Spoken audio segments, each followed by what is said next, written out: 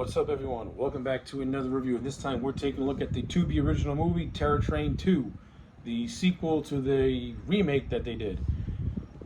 This is one of those instances where the first movie and its sequel were released within a 2-month radius. Both these movies were released in 2022, and when you watch both these movies back to back, you can tell that it was shot in 5 days.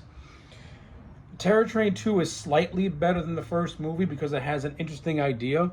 But other than that, it's the same freaking movie with most of the same cast, the same story, and it's just as boring, unoriginal, and uninspired as the remake was.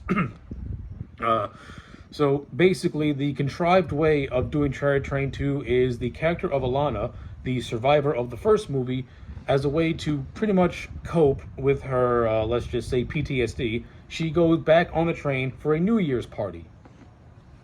Yeah. That is extremely contrived and a way to get her on this train again. The one thing that Terror Train 2 did that I actually was kind of interested in was the concept of now there's this whole thing of a social media app that's being used to pretty much exploit the victims of what happened in the previous movie. Pretty much and the whole documentation of fandom and treating victims of really traumatic experiences as these celebrities and these victims not wanting to have this kind of celebrity status. That's an idea that this movie introduced. It didn't really do a good job at really exploiting it, in my opinion. Didn't really have much to say in terms of a commentary, in terms of any social commentary. If this movie was in the hands of more of a capable writer that can actually plunge into that and actually have something to say, then it could have been a concept worth tackling. Instead, it's a concept that's introduced, and it's just poorly tackled.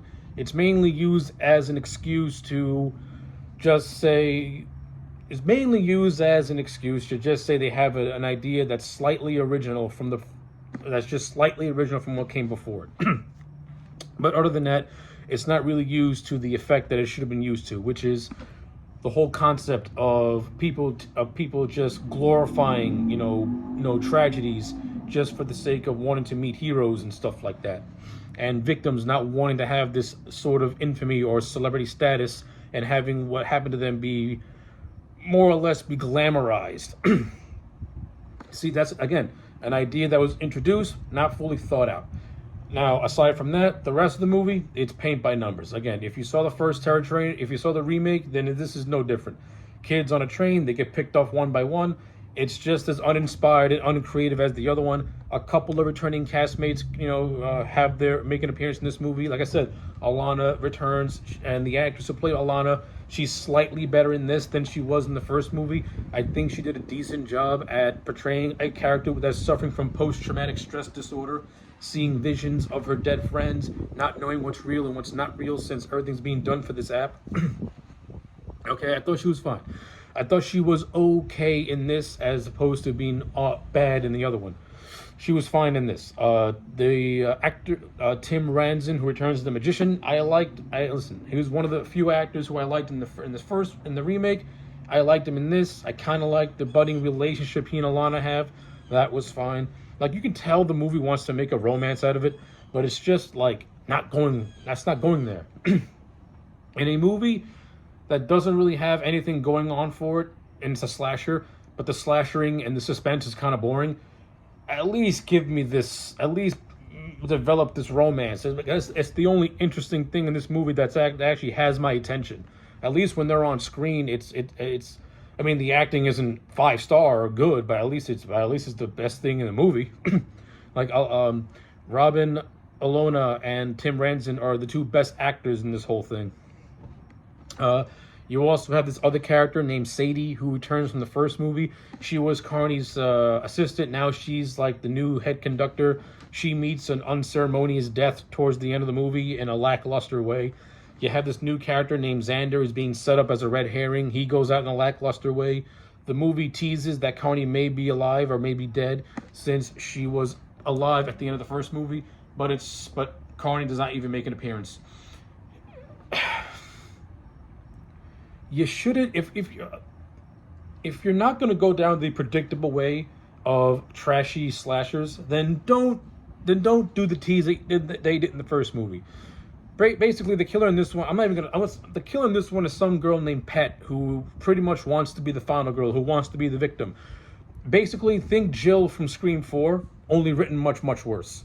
That's the character of Pet. Not to mention her name is fucking stupid, and her old thing of Pettits, Jesus Christ.